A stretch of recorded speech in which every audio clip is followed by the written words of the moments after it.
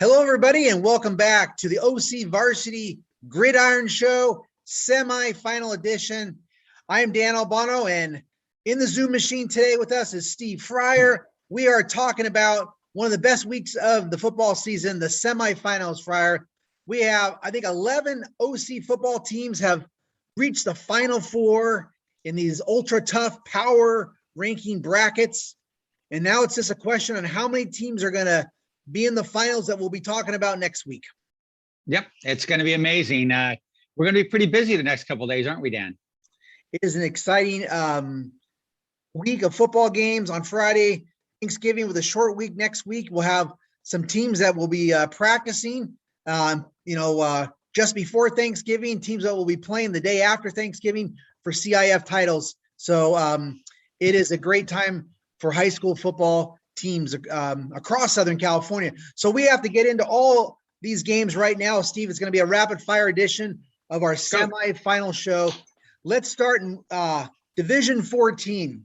We got Loera tied for third in the Garden Grove League, taking on Alhambra, a battle of two 6-6 teams. Alhambra's got a good passing quarterback, Michael Gonzalez.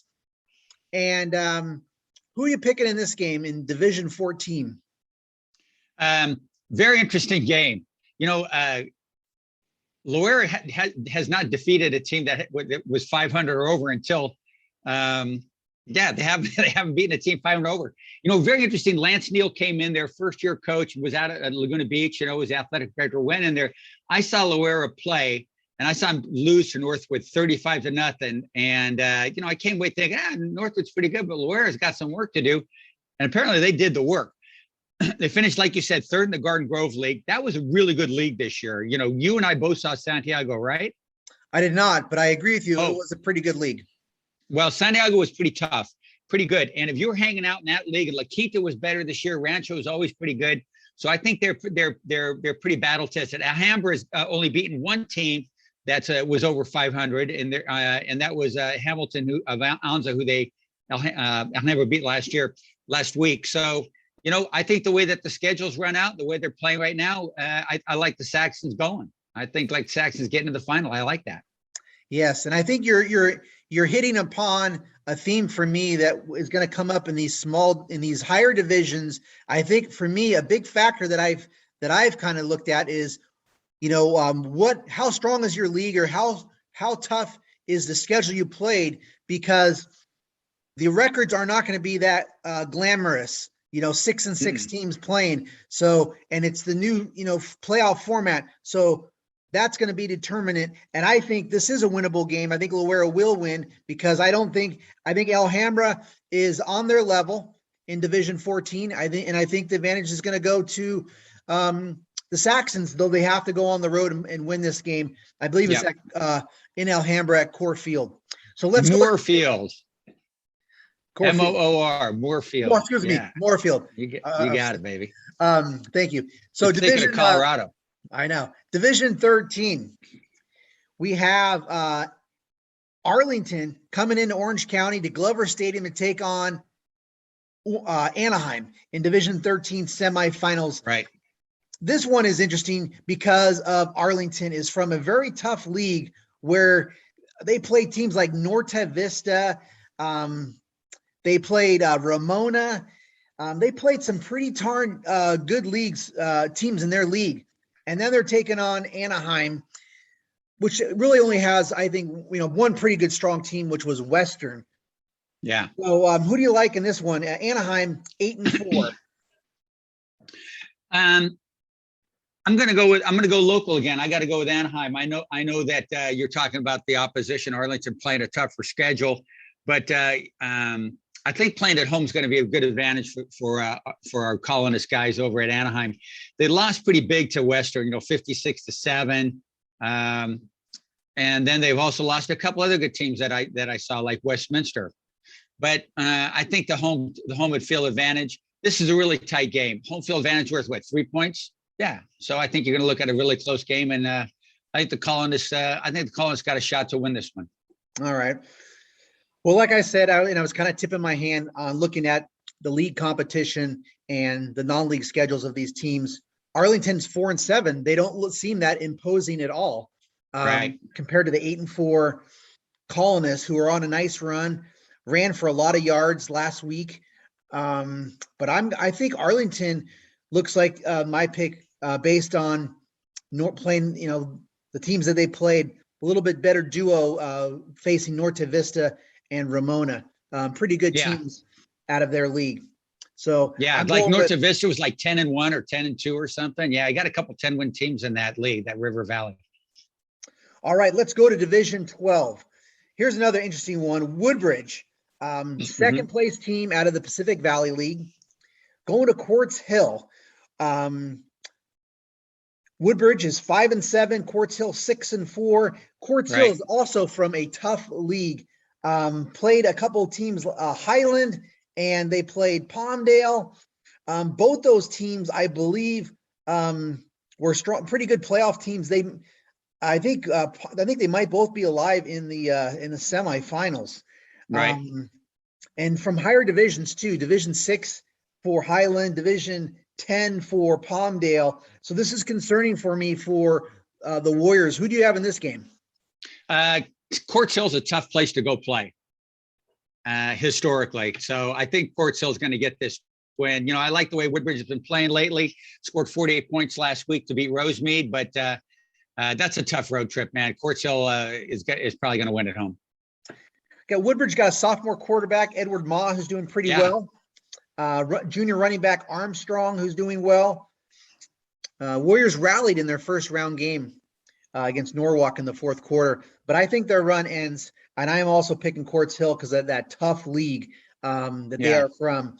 And I think that duo that they've faced with Highland and Palmdale might have them a little bit more ready for league, but we'll see. Hey, I'm picking against the Pacific Valley League. They haven't lost. They're 4-0 in the playoffs. So speaking of the Pacific Valley League, another team, the Northwood Timberwolves, the champions of the Pacific Valley League, they also hit the road, taking on Vista del Lago, and this is in Division 11 semifinals. So big run for Northwood under first-year head coach, but veteran assistant and former head coach in J.C. Clark. I wrote about the Timberwolves in my football notebook this week, so check it out on OCVarsity. And there's a lot of positives with Northwood, who I know you have seen about. They have a good junior running back that I'm sure you'll mention. But this one also looks like a tough one. Vista del Lago has a lot of talented running backs. It's kind of a clash of two running it back teams. But then you look at the schedules. Here's one game that really jumps out at me that Vista del Lago played. This year, they actually played a team from the Big 8 division. Now, a Big 8 league. That's the league that has Centennial, Corona, and Norco. Yeah. They played Corona. Now, I know Corona is not in that ilk, but that kind of talks about that's the kind of schedule that Vista del Lago played. A very solid schedule and a little higher caliber. But who are you picking in this game? Northwood, the running back you mentioned for the Timberwolves is Adam Harper, and he is tough, man. I'll tell you what. And they got a pretty good playmaking receiver, Andrew Penrod, too. Does a lot of things for them. Their defense is really good. It's an attacking defense. I've seen them play a couple times. They looked really good on defense both times. And so I like Northwood's chances in this. J.C. Clark's, kind of just took over this program during the summer. What the heck? I'll take it over. And he's done wonderful things for them. The kids play really hard. They play together. I really like that group. So I'm going with the Northwood boys. All right. I hope I'm not becoming like the Orange County, a downer here. But Vista, I'm going with Vista del Lago based on the schedule I've seen. Yep. That sounds good. Strength of schedule is always a good way to go, Dan. All right, let's go to Division 6. This is another interesting one. St. Margaret's. Is this Division? No, Division 9. I'm sorry, Division 9.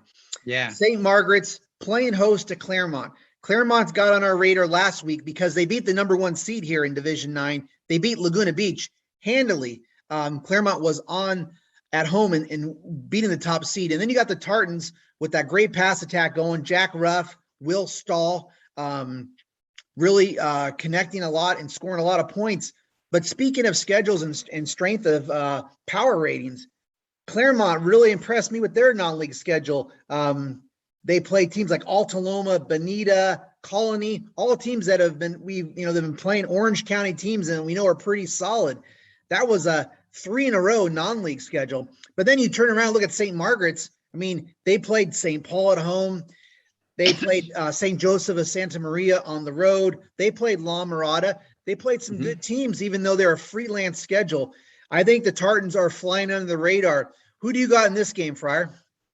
Yeah, I'm going to go OC again. St. Margaret's. Coach Corey Miner's done a really good job over there.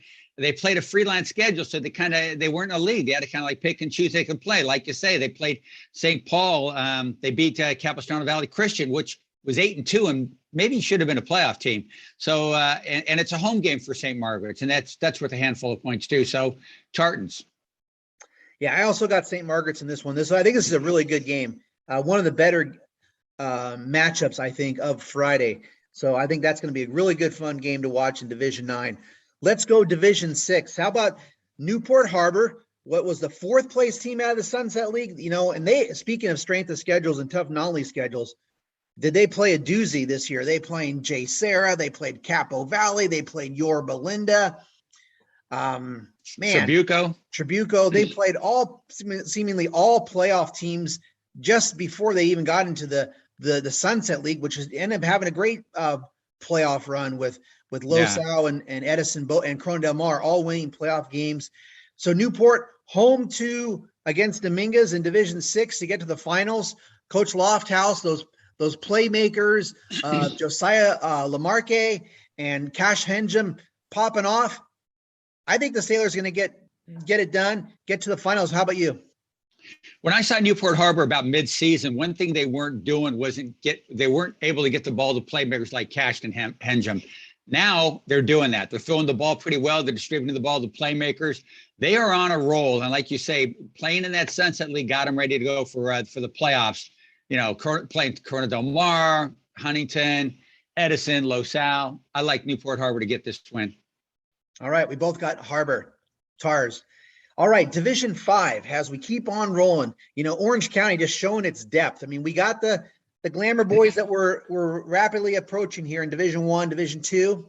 But look at this depth. We talked about those higher divisions. Now we're getting into the middle. D5, El Medina, out of the tough Crestview League. They were 4th. They didn't get a win in the Crestview League, but did they challenge some people? Yes, they did. Played a good non-league schedule. Now they're heading up, taking on Oaks Christian. This is a really intriguing game. I was actually thinking about making the drive up to that Thousand Oak area to check out this game. I haven't seen El Medina. I know you have as well. Yeah. We know that they just barely survived their first round game against Dana Hills in overtime. That was a game that you covered. But can El Medina win this game, Fryer? I sure like the Vanguards. I like they went up to Beaumont. That's a long trip, and they won over there. But gosh darn, you look at Oaks Christian and, the role they're on, they beat, they've won like 6 out of their last 7 games or something like that against some pretty good competition. Westlake, Camarillo. I don't know. This is a tough one for me, but I think that road trip is kind of tough. Love to see El Medina get to the finals. That'd be fantastic. But I think Oaks Christian gets the W here. Yeah, this could seem a tall task, I think, for El Medina, which has had a great run. But I'm also picking Oaks Christian. Speaking of great runs, how about in Division 4, Cypress? So one great stat is the Centurions have not lost since they lost in the games, and then starting in the game after they lost their quarterback, Dylan Eldridge, to an injury against Capo Valley. They haven't lost in any of their subsequent games. And here they are taking on the top seed Long Beach Poly, which is still remarkable to see them in Division 4. But there they are. And Centurions going to Veterans Stadium and the Empire League champs taking on the Moore League champs. Who do you got in this one, Fryer, on Friday? Cypress, you got to love what they've done. And I love that team feel they got. When you're around them, you can just feel that's a pretty tight-knit group. And Coach Feldman's going to be in the conversation for Coach of the Year, yes. Isn't he, Dan? Yes, but I think Long Beach Poly is too big, too fast, and I think the Jackrabbits take this one. Yeah, and I think Pauly has a little bit more depth as well. But I suspect that one thing, Cypress is athletic. They're not the biggest, but they are quick. They fly around. They have playmakers. They're obviously well coached. So they'll make their share of plays, but this is going to be a tough one. Long Beach Poly is looking pretty dominant here in Division 4, I believe. All right, Division 2. How about Orange Lutheran under first-year coach Rod Sherman, who was hired in about mid-May? They didn't really start practicing together until early July with their new coach. Yeah. They're in the Division 2 semifinals. They're 8-4, and they're in the semifinals for the first time since 2010, taking on Sierra Canyon. Now, this is interesting because they do have a common opponent in Jay Serra, and we saw Jay Serra play Sierra Canyon pretty close in the first round of the playoffs, and we know that Orange Lutheran barely beat Jay Serra. I think Orange Lutheran can go on the road. I'm not sure where this game's going to be played at quite yet, but I think Orange Lutheran is starting to find itself on offense and defense, and I think they're going to get the win and get to the finals. Yeah, that would be pretty cool to see that. Rod Sherman's such a good dude, and it's fun to see any program rise up, whatever it may be. But Sierra Canyon, that's another bit of a trip for the guys to take. I think Sierra Canyon is an on-campus stadium. Whether it's big enough for the semis, I don't know. We're still working on a couple things like that. Remember, Sierra Canyon also early in the season, they played Jay Serra twice. They beat them 40-14 also earlier. Yes. So I think Sierra Canyon's got a ton of team speed on that group. And, they beat Vista Murrieta last week by 25 points. Kind of impressive. So I think Sierra Canyon gets a W here. Yeah, and speaking of the team speed, I really like the team speed of Orange Lutheran. And sure. They've got a lot of receivers. They're spreading the ball out. Saw Logan Gonzalez is playing outstanding right now. Playing his best right now, for sure. So I think the Lancer speed is pretty good on offense and defense. So I think it's going to be a fabulous game. I think it's one that Orange Lutheran can definitely get. All right, so let's go to the big boys in Division 1 semifinals. How about on Friday night? It's going to be Servite taking on St. John Bosco. This is arguably the game of the week in the semifinals. Yeah. Who do you got in this game, Fryer? I think that week off really helped Servite a ton.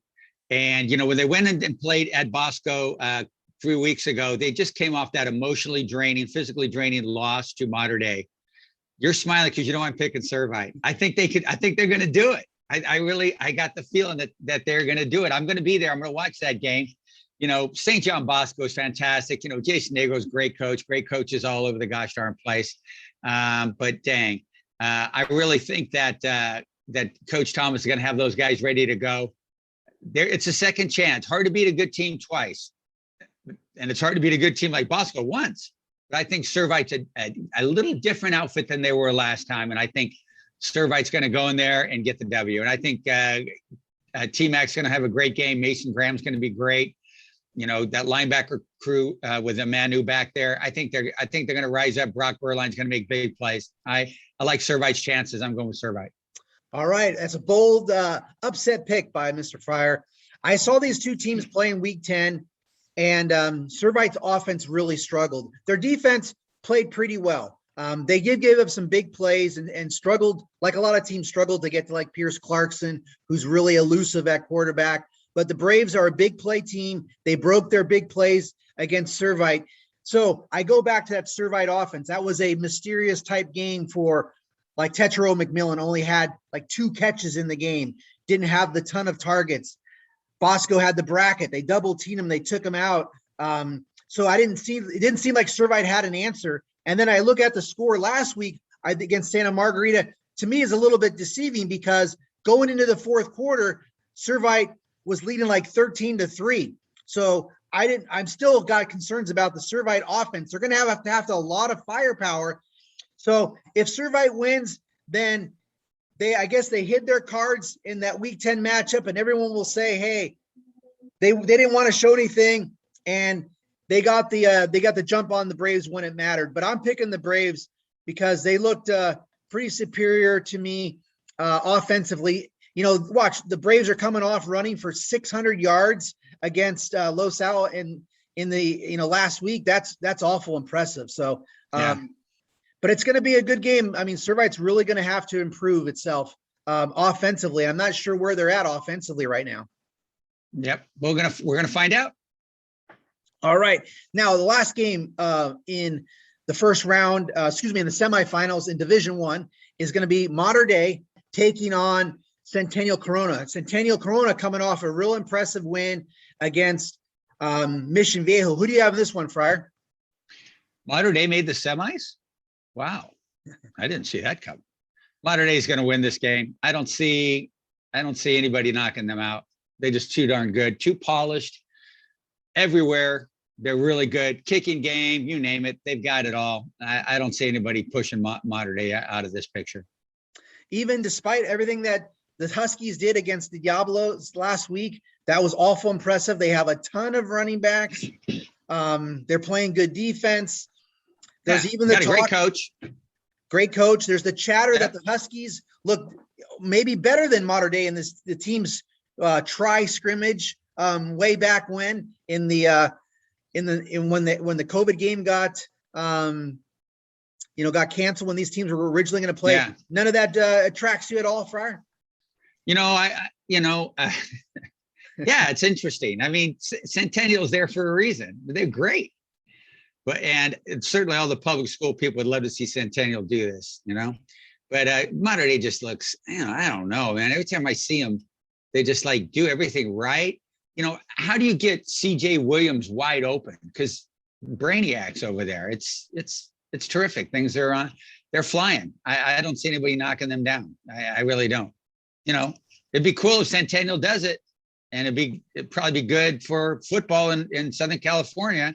If you got a big, monstrous Mater Dei team that got beat by a public school, that'd be kind of fun. But that team looks just too. That is a Cadillac running at peak performance. I don't see that happening. I think Centennial seems primed to play pretty well. They got a lot. So you're picking Centennial. All right, good deal, Dan. Good chat. I am picking Mater Dei. I have. After all that, I want to give the Huskies their due. I have a lot of respect for what they're doing, but the fifth straight year, I think it will be Mater Dei, Bosco in the finals. And so I think the Monarchs are going to have to work hard. That defense is going to have to come up big, and they're going to have to make plays on offense and be ready to play for 4 quarters. But I think Mater Dei Bosco are going to get back there. You have Mater Dei Servite, which would be an epic Orange County clash in the Division I final. But I think it's going to be Mater Dei Bosco once again. Yeah, I can see that for sure. I just have this feeling about Servite. You go to the track, you got to play hunches once in a while too. And speaking of going to the track and horse racing stuff like that, you mentioned that Servite game, 13-3 in the fourth quarter, and they went 34-3. When you look at your racing form, always look for horses that close strong. There you go. 4 down, 3 strides, whatever. And then here's a horse that finishes strong. That's where I'm putting my $2. That's all I ever do is $2. Hey, that would be a great game. I got to save my money for buying your tacos, apparently, if you pass me up. Well, it's going to be a lot of great games in the semifinals, and we hit on all of them, Fryer. So thanks for going through all the divisions with us. Thank you for everyone for checking out. 4, 5, 6, 7, 8, 9, 10, 11 games. Holy 11 games. So thanks for everybody for checking us out.